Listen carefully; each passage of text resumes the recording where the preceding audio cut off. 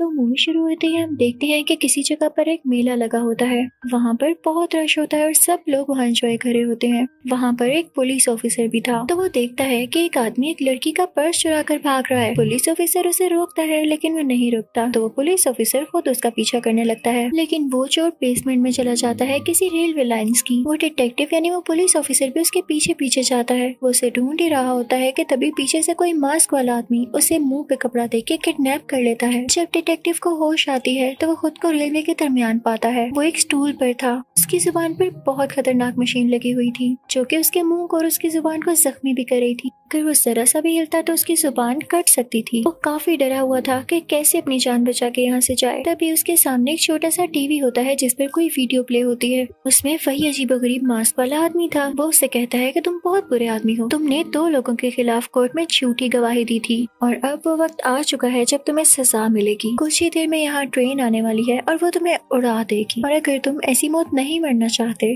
तो खुद को आजाद करवा लो, लेकिन अगर तुम हिले तो इस मशीन से तुम्हारी जुबान काटी जाएगी और यही तुम्हारी सजा होगी। अब वो पुलिस ऑफिसर काफी कोशिश करता है। उसके हाथों को बार्ब वायर से बांधा गया था क्योंकि उसके हाथों को बहुत जख्मी करी थी और उसके हाथों से खून भी आ रहा था। पुलिस ऑफिसर जैसे तैसे करके अपने हाथों को खोलता है लेकिन वो वायर लग जाने से उसके हाथों से बहुत खून आता है। तभी सामने से ट्रेन भी आ जाती है। वो अब लेट हो चुका था और उसकी जान अब जाने ही जानी थी। ट्रेन उसे उड़ा देती है। उसकी बॉडी काफी छोटे छोटे टुकड़ों में बढ़ जाती है और उसकी जुबान भी कट गई थी। ये सीन बहुत ही ज्यादा पेनफुल था। इस इंसिडेंट के बाद वहाँ पर और डिटेक्टिव्स आते हैं लेकिन वो पहचान ही नहीं पाते कि कौन था क्योंकि उसकी बॉडी का काफी बुरा हाल हुआ था। फिर यहाँ से सीन चेंज होता है और हम एक आदमी को देखते हैं जिसका नाम सीक होता है। वो कोई गैंग लीडर था और उसके ग्रुप में और भी ज्यादा क्रिमिनल्स थे। वो एक होटल में होते हैं तो सीक अपने साथियों को कह रहा होता है कि हमें एक ड्रग डीलर को लूटना है। वो सब अपने वेपन्स तैयार करने लगते हैं। अब ये सारे मिलकर उस ड्रग डीलर के पास जाते हैं और उससे सारा पैसा लेकर ये लोग वहाँ से निकलने वाले होते हैं, लेकिन उनके वहाँ से निकलने से पहले ही पुलिस पहुंच जाती है, फोन को रोक लेती है और अपने साथ ले आती है। यहाँ पर हम पर एक बहुत बड़ा राज रिवील होता है कि जो आदमी सीक इन चीजों को लूट रहा था उस गैंग के साथ मिला हुआ था। वो बेसिकली खुद ही एक डिटेक्टिव था और ये करना उसका एक मिशन था।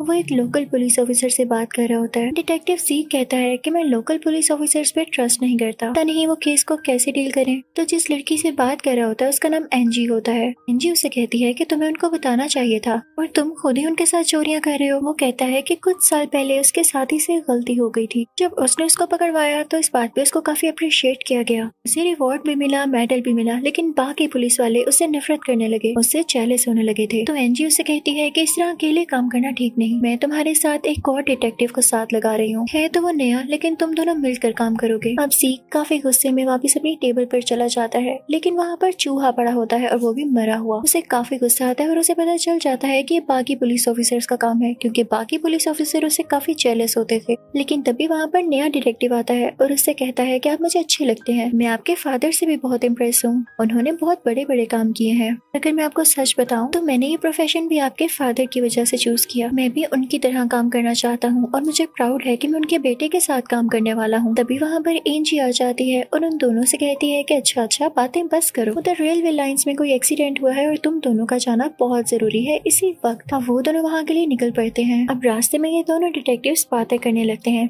नया डिटेक्टिव सीक को बताता है कि मेरी एक बीवी है जिससे मैं बहुत प्यार करता हूँ और साथ मेरी एक बेटी भी है और मैं अपनी लाइफ में बहुत खुश हूँ। तो सीक कहता है हाँ, ये सिर्फ बातें होती हैं,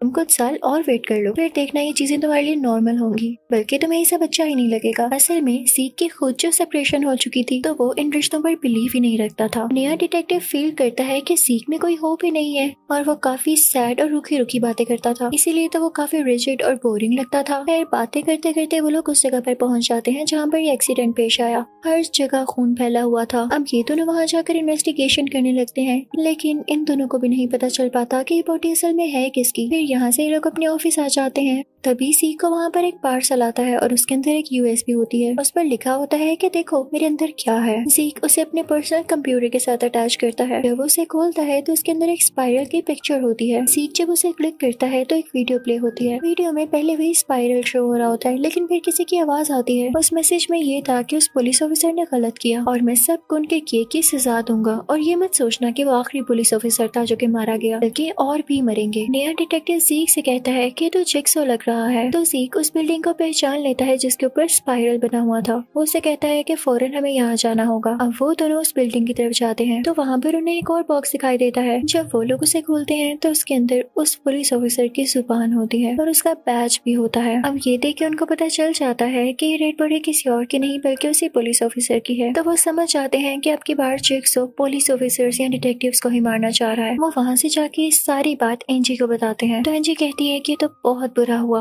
मैं खुद भी इस केस को देखूंगी। वो सीक से कहती है कि मैं तुम्हें इस केस का लीडर बना रही हूँ क्योंकि तुम जानते हो कि सब चीजों को कैसे हैंडल करना है। जिस पुलिस ऑफिसर की डेथ हुई वो सीक का अच्छा दोस्त हुआ करता था। तो सीक उसके घर जाता है और उसकी वाइफ से मिलता है। वो उसे हौसला देता है कि कुछ नहीं होता, पेशेंस रखें। अब वो उस आदमी की बीवी से कुछ क्वेश्चंस करने लगता है लेकिन उसे उसके आंसर्स नहीं मिल पाते। अब वो कहता है कि क्या आप मुझे उसकी बिलोंगिंग्स दे सकती हैं, जैसे कि लैपटॉप और उसके यूज की चीजें। वहाँ पर उसकी अपनी एक्स वाइफ भी आई होती है लेकिन उससे कोई बात नहीं करता और अपने घर आ जाता है। उसके घर में उसके फादर पहले से ही बैठे होते हैं। वो अपने बेटे से कहते हैं कि मुझे भी बताओ ये कैसा केस है और इसमें कौन कौन इन्वॉल्व है। लेकिन हम देखते हैं कि सीक अपने फादर से भी रूड होता है क्योंकि इन दोनों का रिलेशन भी अब इसमें अच्छा नहीं था। सीक चाहता था कि उसके फादर उसे समझे, उससे बातें करें, लेकिन उसके फादर बिल्कुल अंडरस्टैंडिंग नहीं थे, ना उसे टाइम देते थे। अब सीक विंडो की तरफ देखने लगता है और उसे याद आता है कि पहले एक केस उसने सॉल्व किया था जब उसके कोवर्कर यानी डिटेक्टिव ने एक विटनेस को ये कह के मार दिया कि इसने मुझ पर अटैक किया है, लेकिन सीक को सब कुछ पता था।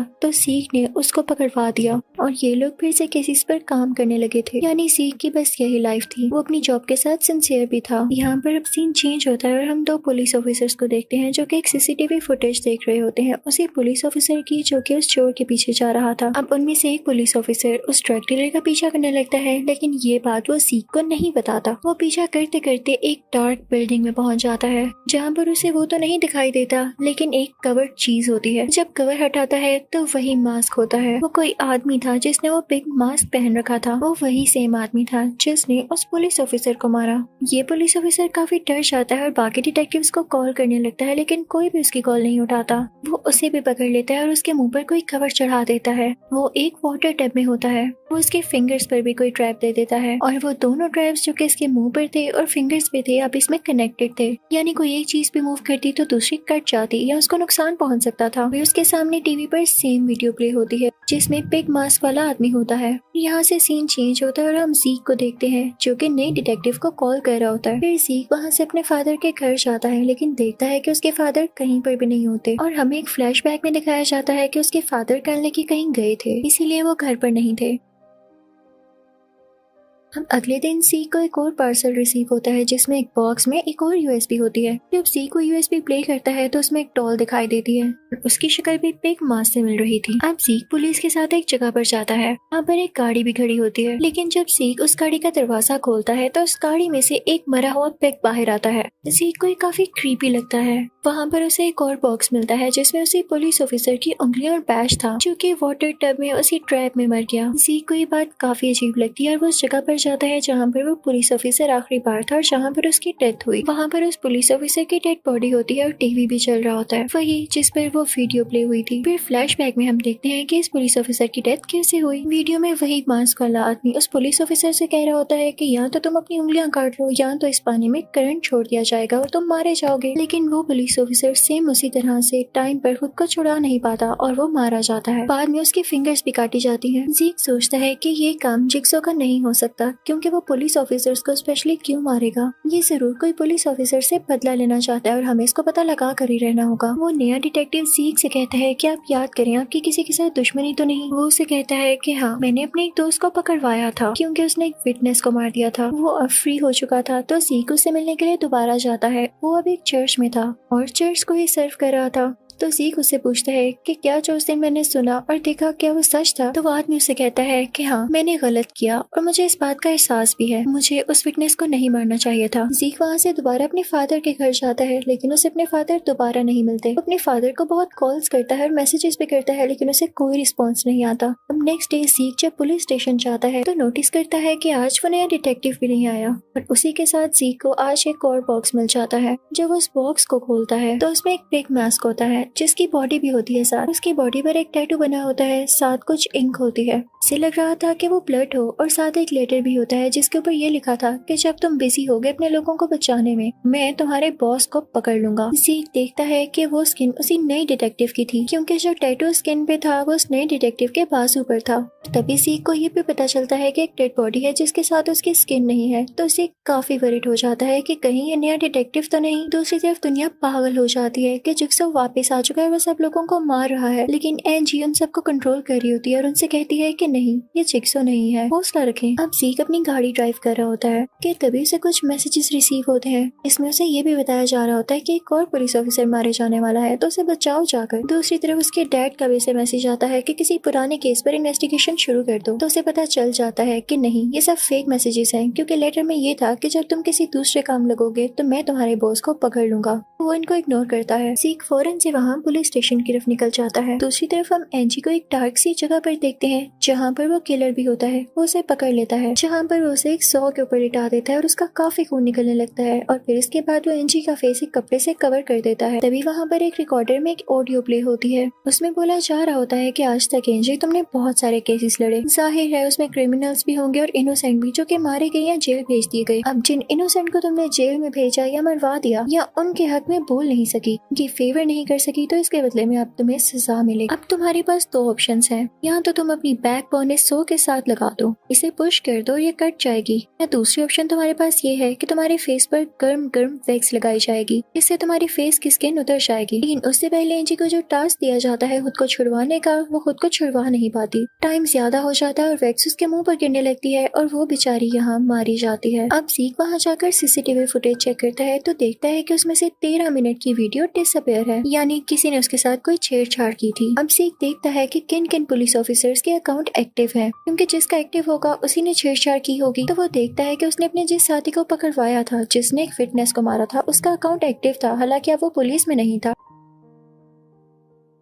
तो दूसरी तरफ एक और पुलिस ऑफिसर आता है और ज़ीक से कहता है कि तुम्हारे फादर का भी अकाउंट एक्टिव है। अब ज़ीक को ये बात बिल्कुल अच्छी नहीं लगती, क्योंकि उसके फादर जैसे भी थे, वो अपने फादर के खिलाफ किसी से कोई ऐसी बात नहीं सुन सकता था। तो उन दोनों में लड़ाई होने लगती है और वो एक दूसरे को मारने लगते हैं। अब ज़ीक फौरन वहाँ से उसी आदमी के पास जाता है जिसको उसने पकड़वाया था, वो अब चर्च में था, लेकिन ज़ीक को वो नहीं मिल पाता क्योंकि वो भी गायब हो चुका था। अब यहाँ हमें फ्लैशबैक दिखाया जाता है कि असल में ज़ीक के फादर थे कहाँ पर। वो उस जगह पर थे जहाँ पर किलर रहता था। उस बिल्डिंग में बहुत ज्यादा स्पाइरल साइंस थे, जो कि वीडियो के शुरू में हमें दिखाए गए। ज़ीक के फादर गन लेके इधर उधर फिर रहे थे जैसे वो किलर को ढूंढ रहे हो, लेकिन किलर अचानक से आके उन्हें भी किडनैप कर लेता है और उनके मोबाइल से एंजी को मैसेज करता है। दूसरी तरफ हम ये देखते हैं कि ज़ीक के हाथ बंधे होते हैं, लेकिन वो किसी तरह से अपने हाथ खोल लेता है। तभी वो उस आदमी को देखता है जिसने फिटनेस को मारा था। वो बंधा हुआ था और उसके पीछे एक मशीन थी जो कि शीशा क्रश कर करके उसकी कमर की तरफ फेंकने वाली थी, और उसकी कमर पर एक रिकॉर्डर भी था। और ज़ीक उस रिकॉर्डर से ऑडियो सुनता है तो उसमें यही था कि तुमने एक मासूम की जान ली, अब तुम भी मरोगे।